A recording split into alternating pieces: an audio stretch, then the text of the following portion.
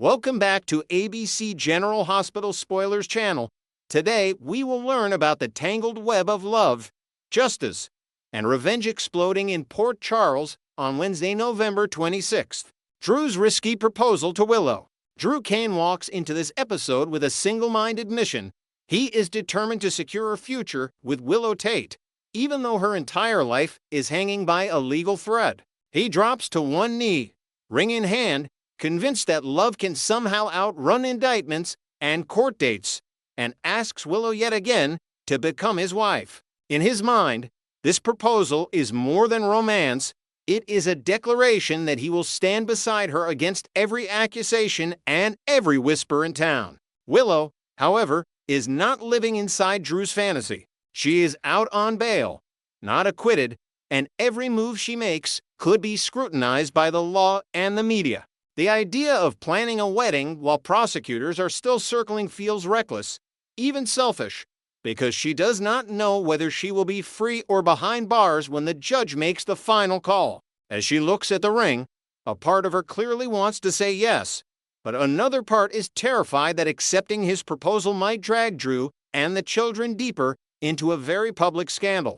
That unspoken fear creates a sharp emotional contrast between them. Drew thinks that becoming husband and wife will send a powerful message that he believes in her innocence and might even sway public opinion in her favor. Willow, by contrast, worries that marrying him now could look like she is trying to hide behind his name, or worse, manipulate sympathy from the court.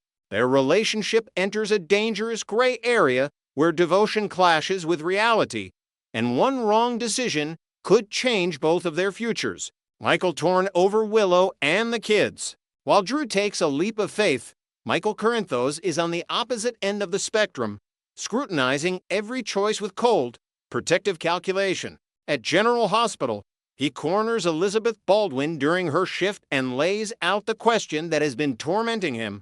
Should he allow Willow access to Wiley and Amelia? Michael is not just a son and ex-lover here.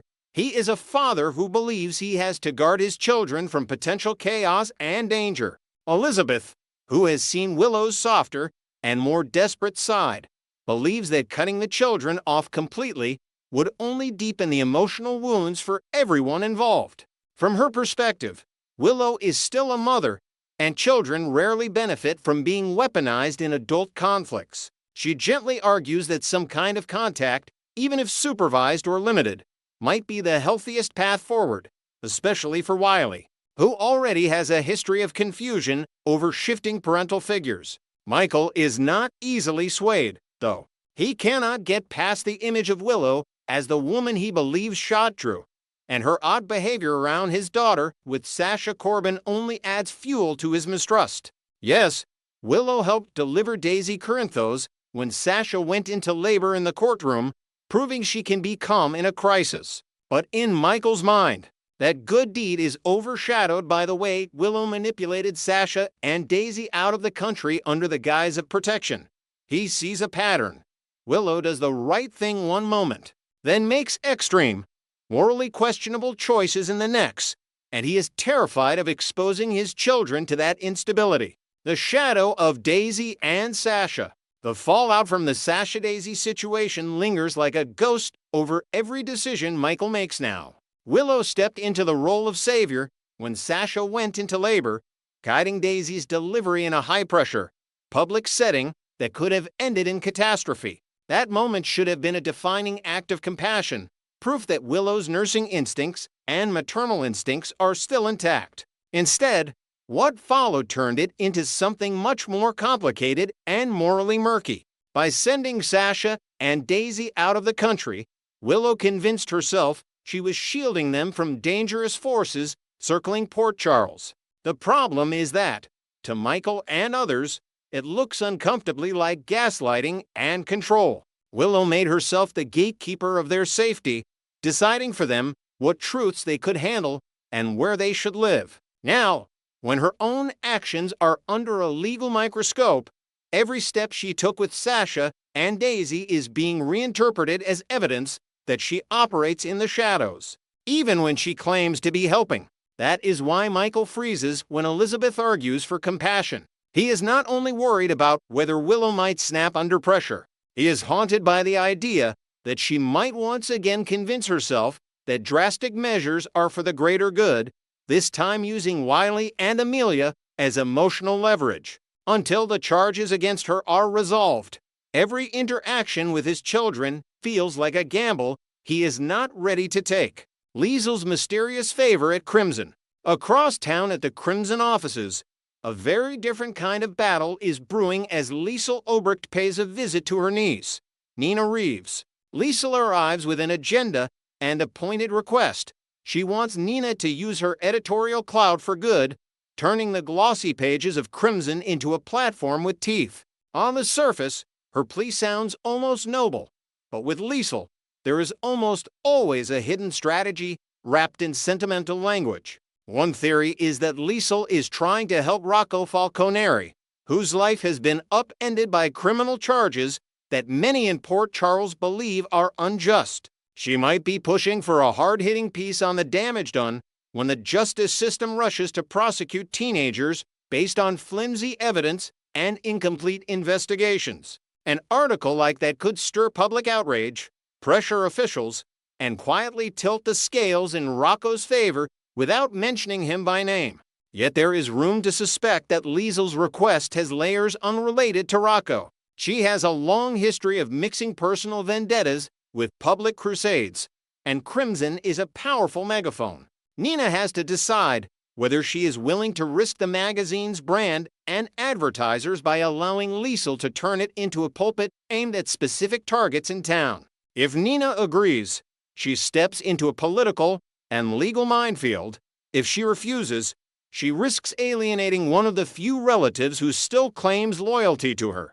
Jenz and Ava, Power, Pride, and Measure C. At another corner of Port Charles, Jen Sidwell and Ava Jerome engage in a raw, revealing conversation that exposes just how bitter Jenz really is about losing Measure C. He bluntly admits that he is not a gracious loser, and that confession is more than just bruised ego, it is a warning. Had Measure C passed, Jenz would have gained access to Sonny Corinthos' peers, giving him a strategic foothold in the city's underbelly and opening doors to shipping, influence, and quiet leverage. With the Measure's failure and Laura Collins' victory in the mayoral race, Jenz finds himself boxed out of the very world he hoped to infiltrate. He cannot stand that. Despite her explosive public confrontation with Henry Dalton, Laura still emerged with enough public trust to secure re-election. That defeat leaves him angry, humiliated, and itching for payback, and Ava, who knows a thing or two about grudges and power games, can read the danger in his frustration. What Jenz does not realize is that much of his plan may already be dead on arrival. He appears to have no idea that Dalton's body was quietly removed from the trunk of Laura's car and disposed of, effectively shredding the evidence he hoped to use in a framed job. Without a body and with forensic holes in Dalton's accusations, Jenz's attempt to destroy Laura's career and open a path to Sonny's territory is collapsing. Ava, watching that realization slowly dawn on him, understands that a wounded man with no leverage can still be unpredictable and deadly. Nathan, Lulu, and the silencer on Rocco. Meanwhile, Nathan West finds himself standing outside Lulu Spencer's house, holding the weight of someone else's child on his conscience. He has just escorted Rocco to the detention center, and when he checks in with Lulu, the strain between his duty as a cop and his empathy as a human being is painfully clear. He tells her he cannot say anything, then asks if she can either, highlighting the suffocating gag order that seems to surround this case. The implication is clear. They are both thinking about Rocco's charges, the missing accuser Henry Dalton, and the very real possibility that this teenager might not even get a bail hearing. Dalton's disappearance has turned what should have been a straightforward investigation into a mess of contradictions, and the official line is that they must keep quiet until more information surfaces. Nathan has been tasked with finding Dalton and bringing him in, but the deeper he looks, the less the evidence seems to support the original story.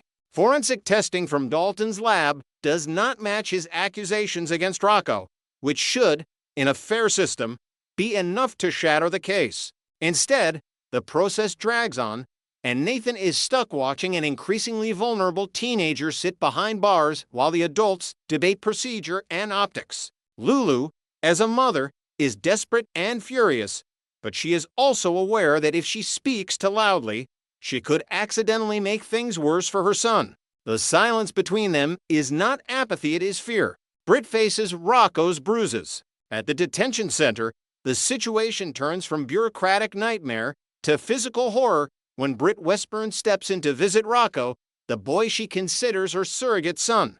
The moment she sees his face, bruised and battered, her reaction is pure, unfiltered outrage. These are not minor scrapes. The wounds signal that someone inside has already decided to punish him before any verdict has been reached. Britt's protective instincts kick into overdrive as she tries to figure out who did this and how far the abuse could go if no one intervenes. She knows that detention centers are supposed to keep adolescents safe while their cases are handled, not break them down through violence and intimidation. Her warning to Rocco that a certain someone is liable to make things worse for him reveals that she is already aware of at least one predator or corrupt authority figure who sees Rocco as an easy target. The revelation that Rocco is being beaten only intensifies the urgency shared by everyone who loves him. The legal system can move slowly, but bruises appear overnight. With every passing hour in that facility, Rocco's emotional and physical scars deepen, and Britt understands that if they cannot free him through proper channels, they may have to consider more drastic measures. Her visit transforms the story from a courtroom drama into a race against further abuse. Sonny's ultimatum to the ADA. Back at the Port Charles Police Department, Sonny Corinthos has zero interest in waiting for the system to correct itself. He confronts Acting District Attorney Justine Turner with a bone-chilling ultimatum. Either she gets Rocco out of the detention center, or he will do it himself. The message is unmistakable. This is not just a grandfather pleading for mercy. This is a man with power, resources, and a long memory for what happens to vulnerable young men behind bars. Sonny has personal scars informing every word he says. He still remembers what was done to a young Michael in Pentonville, and he refuses to watch history repeat itself with Rocco. Justine may be acting within the boundaries of her office, but Sonny makes it clear that those boundaries mean nothing to him if they come at the expense of his grandson's safety. His threat hangs in the air as both a promise and a warning. If the law fails, he will step outside it without hesitation. How, exactly, Sonny would extract Rocco from custody remains unclear, but that ambiguity is part of what makes his stance so dangerous. He could use legal pressure, quiet favors, or outright force, and Justine knows that underestimating him would be a grave mistake. As Sonny emphasizes that Rocco has already been beaten inside the center, the moral high ground starts to shift. If the justice system cannot even guarantee a teenager's basic safety, Sonny's harsh, extra-legal solution suddenly looks less like intimidation and more like a desperate act of protection. Next, we will learn about the explosive drama swirling around Tracy Quartermain's absence that's set to shatter her tropical getaway. Tracy Quartermain has jetted off to a luxurious island retreat, sipping cocktails under swaying palms and soaking up the sun she so richly deserves after years of battling the Quartermain family's endless chaos. Yet, back in Port Charles, a storm of secrets has been brewing without her iron-fisted guidance, threatening to upend the entire dynasty she built. Her devoted son, Ned Quartermain, collapsed in a terrifying heart attack right on the bustling streets, clutching his chest as panic gripped him. But the family chose silence, prioritizing her rare moments of peace over brutal honesty. They debated endlessly in hushed tones at General Hospital's sterile corridors should they summon her home or let her unwind oblivious to the near tragedy. Nurses rushed Ned into emergency surgery, stabilizing his erratic heartbeat just in time, while Dylan paced the waiting room, whispering prayers for his brother's survival. Brooklyn, ever the poised performer, fielded Tracy's cheerful check-in calls with fabricated tales of everything's perfect at the mansion, her voice steady but eyes betraying a storm of guilt. The moment Tracy's private jet touches down, that dam will burst. Expect fireworks as she unleashes her legendary wrath on those who dared hide the truth from the Q matriarch. Drew Kane's callous actions during Ned's crisis add a layer of venomous betrayal that's pure soap gold. As Ned staggered and fell, gasping for air amid honking traffic, Drew stood mere feet away, witnessing the entire harrowing scene unfold like a bad dream. Instead of dialing 911 or offering aid, he turned on his heel, a sinister chuckle escaping his lips, abandoning Ned to the cold pavement where merciful strangers finally intervened. This isn't Drew's first villainous turn. He's schemed through corporate takeovers, romantic sabotages, and whispered alliances that crushed rivals, but leaving a Quartermain heir to potentially perish crosses an unforgivable line, amplifying his rivalry with the family to nuclear levels. Whispers in the Q living room hint at Drew's growing web of enemies, from boardroom foes to scorn lovers, all now eyeing his downfall with renewed vigor. Tracy, already viewing him as a parasitic interloper in their elite circle, will channel her vast resources, legal eagles, media leaks, and old vendettas to orchestrate his total obliteration. Picture her storming the Kane residence, dossier in hand, vowing, "You'll rue the day you crossed a Quartermain," as Port Charles braces for the revenge saga of the year. Fans are buzzing online, speculating if this ignites a full Q versus Kane war, complete with custody battles over Scout and corporate espionage. Shifting to family fractures, Dante Falcone's harsh treatment of young Joe Criscione strikes at Tracy's soft spot for the talented violinist. Long before DNA tests confirmed Joe as her great-grandson, a revelation dropped like a bombshell during a tense Q dinner. Tracy championed his arrival in Port Charles, enchanted by his soulful melodies echoing through the mansion's grand halls. She envisioned him weaving into the family tapestry, perhaps headlining charity galas, with his bow gliding over strings in virtuoso displays that mesmerized guests. Gio's sudden departure, fleeing the Q spotlight after heated arguments, crushed her. She spent sleepless nights plotting his return, sending discreet care packages of sheet music and family heirlooms to lure him back. Dante, however, erupted in fury, pinning every mishap befalling his son Rocco, from playground scrapes to emotional turmoil, squarely on Gio's irresponsible shoulders, unleashing verbal barrages that echoed through precinct lockers. Brooklyn intervened fiercely, cradling Joe during late-night breakdowns and defending him to Dante with fiery passion, sparking their own electric reconnection amid the tension. Tracy's return promises a matriarchal smackdown on Danny's misplaced blame, laced with tough love wisdom drawn from decades of Q survival tactics. Yet, she'll beam with pride at Brooklyn and Gio's budding mother-son harmony, complete with shared violin duets in the garden that symbolize healing. The Quartermains teeter without her. Ned's recovery demands her oversight. Drew's menace requires her cunning, and Gio's integration needs her blessing, proving once again why Tracy is the unbreakable spine of Port Charles royalty. Fans, unite! Drop the pina colada. Tracy, your empire awaits. Next, we will learn about the shocking betrayals and explosive confessions rocking Port Charles this week of November 24th, 2025. Nina Reeves has unleashed a bombshell that has left General Hospital's Dr. Portia Robinson teetering on the edge of disaster. Her carefully guarded secrets now spilling into the open like a dam bursting after years of pressure. In a calculated move during a tense confrontation at the Metro Court, Nina whispered to Sonny Corinthos the damning details. Drew Kane had been wielding blackmail against Portia over her past ethical lapses at the hospital, giving her a crystal-clear motive to orchestrate his near-fatal attack. This revelation wasn't just gossip, it was a strategic diversion, pulling the spotlight away from suspects Michael Corinthos and his wife Willow, who had their own tangled reasons to resent Drew amid family feuds and romantic overlaps. Fans have speculated wildly on social media about how this could unravel Portia's career, imagining courtroom dramas where her hospital board colleagues, like the stern Elizabeth Weber, turn against her in a vote of no confidence. The twist adds layers of irony, as Portia once championed transparency in medicine, only to find her own life mimicking the shadowy plots of classic GH villains like Helena Casadini. As the week unfolds, the dominoes of deception keep falling, with Nina's web of lies poised to ensnare even more players in this high-stakes game of survival.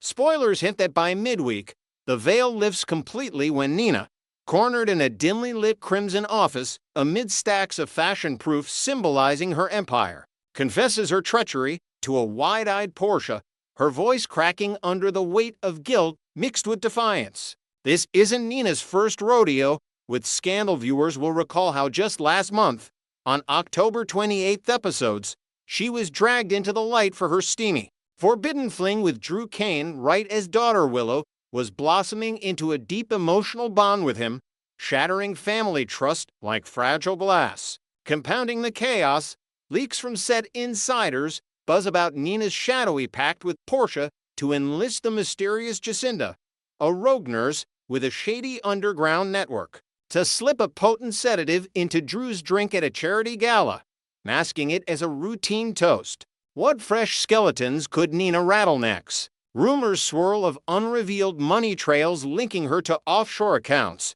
perhaps tied to her media mogul manipulations, forcing fans to rewatch archived episodes for hidden clues in her evasive glances and hurried exits. Tune in Tuesday, November 25th, 2025, for General Hospital's Ultimate Truth Bomb, where Nina's full confession could redefine alliances across Port Charles forever. Picture the scene. Under flickering fluorescent lights in the hospital corridors, Nina drops another layer, admitting not just the betrayal, but hinting at recordings that captured Portia's frantic whispers during the plotting phase. Evidence that could land both in legal hot water, with Anna Devane circling like a hawk. This episode promises raw emotion, with close-up shots of Portia's face crumpling as years of friendship evaporate, echoing iconic GH moments like the Luke and Laura betrayals, but amplified by modern twists involving tech surveillance and viral social media leaks. Analysts predict ripple effects, such as Sonny rallying his enforcer Jason Morgan to dig deeper, potentially exposing Nina's role in past corporate sabotages at ELQ Enterprises, where Drew's ventures clashed with her ambitions. Portia's nightmare train wreck accelerates relentlessly, each new hit landing harder than the last, transforming her from esteemed surgeon to prime suspect in a symphony of suspicion. No longer just fending off probes from Police Commissioner Jordan Ashford or her estranged husband Curtis Ashford, whose lingering resentment from mobility issues boils over in heated Metro Court arguments. Portia now grapples with the deepest cut from Nina, the confidant who shared late-night wines and courier advice over rooftop sunsets. This stab in the back manifests dramatically when Nina, eyes steely with resolve, threatens to unveil Portia's illicit affair with the enigmatic Dr. Gannon, a visiting specialist whose bedside manner had passionate hotel rendezvous documented in anonymous tips to the Port Charles press. Without that alibi ironclad for the night Drew was ambushed in a foggy waterfront warehouse complete with timestamps from security cams showing Gannon elsewhere, Portia's freedom hangs by a thread, inviting visions of her in handcuffs, pleading her case to a skeptical jury while her daughter Trina breaks down in the gallery. The fallout promises to fracture lifelong bonds, igniting feuds that could span months of episodes and spawn fan campaigns demanding justice. Imagine Sonny, fueled by loyalty to his son Michael, pressuring Nina in a rain-soaked graveyard confrontation reminiscent of his mafia roots, while Willow confronts her mother in a tear-streaked living room scene, questioning every memory of maternal love. Portia's countermeasures might involve rallying supportive allies like Nurse Felix Dubois for character witnesses, or even a desperate plea to old flame Marcus Taggart, adding paternal drama to the mix. As these spoilers heat up, General Hospital masterfully weaves personal vendettas with procedural thrills, keeping viewers glued with cliffhangers that probe the human cost of ambition and revenge in Port Charles' glittering yet treacherous world. Stay tuned for more updates. Hit that subscribe button and ring the bell so you never miss a heartbeat of this chaos.